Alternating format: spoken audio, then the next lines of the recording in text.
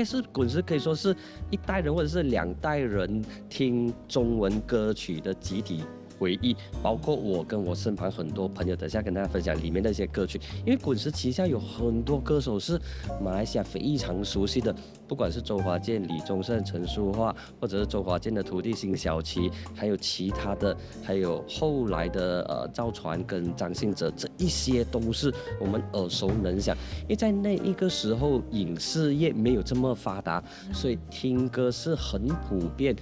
陪伴我们度过日子的其中一个最重要的一个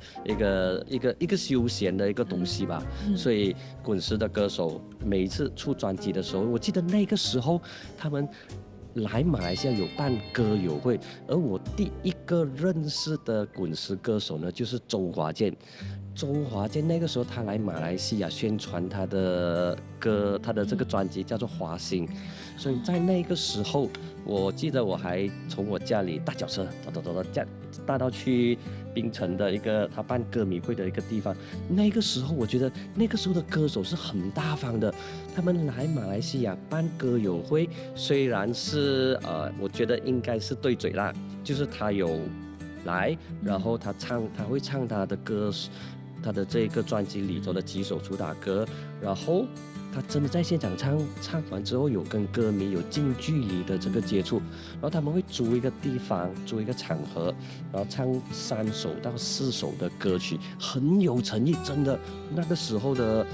唱片公司做宣传，我也觉得很累啊，所以那个时候呢。我就认识了周华健，那时候周华健有来，然后赵传，然后还有张信哲，吴世凯我不晓得他们有没有来，虽然他们没有带乐队来，但是他们在现场播他们的专辑的歌曲，然后在现场唱歌。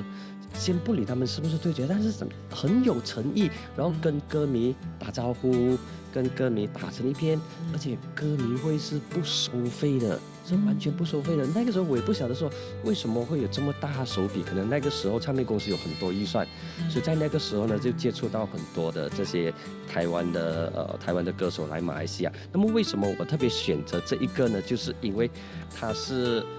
滚石里头。它是有双卡带，很特别的。第一个卡带跟第2个卡带，然后有20首歌，每一首歌都是歌手精挑细选出来的。